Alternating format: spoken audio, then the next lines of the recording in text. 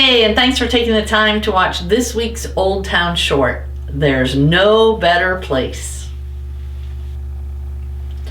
Throughout Scripture, we hear many references to animals.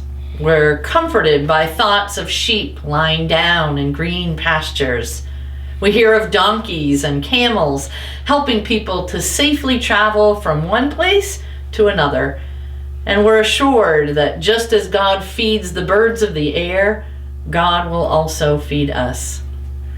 We hear the sounds of cooing doves carrying branches of hope, and we're even called to imagine that someday the lion and the lamb will lay down together.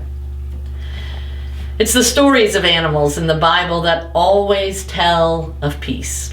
Even Daniel found himself thrown into the lion's den and came out unharmed. Now, I know that some of you have pets at home. Or if you don't have a pet right now, maybe you've had a pet at some point in your life. So you know the unconditional love that they bring. Over the past few days, I've been thinking quite a bit about the love that animals can bring to our lives. They don't treat us like people in the world do. They don't complain or judge. They don't comment on our clothes or try to control us. Sure, they might whine from time to time, but they always see the good in us, even when we can't see the good in one another. This Sunday, as we lit the candle of peace, one of our young people added the animals to our Bethlehem stable: a cow, a donkey, and a few sheep. What better gifts could there be on that first Christmas so long ago? After all, Mary had already felt the judgment of society, being a young, pregnant, unwed mother.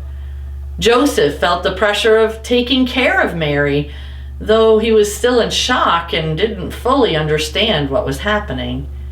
And then they arrived in Bethlehem after traveling more than 80 miles, and they found no warm welcome and no room in the inn.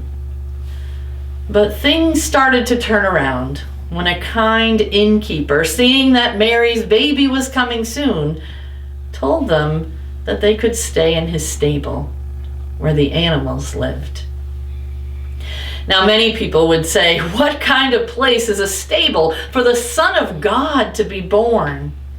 The one who is to be called Wonderful Counselor, Mighty God, Everlasting Father, Prince of Peace.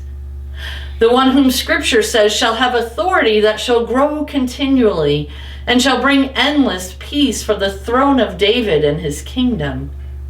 The one promised to finally establish and uphold justice and righteousness for all people. To be born in a stable? Surrounded by animals? Really? But I say, what better place for baby Jesus to be born? Rather than being born in a place that was filled with human injustice, prejudice, hate, and judgment, Mary gave birth to her newborn son, surrounded by animals, animals that provided a place of unconditional love and peace. There's a Christmas song titled "The Friendly Beasts," and it tells of all the gifts that the animals gave. Simple but loving gifts. The donkey carried Mary safely to Bethlehem. The cow gave his manger for the bed and hay to pillow the baby's head. The sheep gave his wool to keep the baby warm, and the dove cooed the baby to sleep. They provided a place of warmth and welcome in a cold and uncaring world.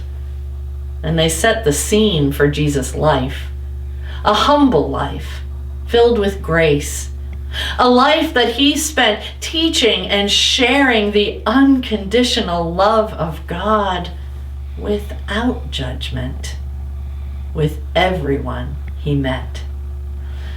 So Jesus being born in a stable, some might disagree, but personally, I think there's no better place.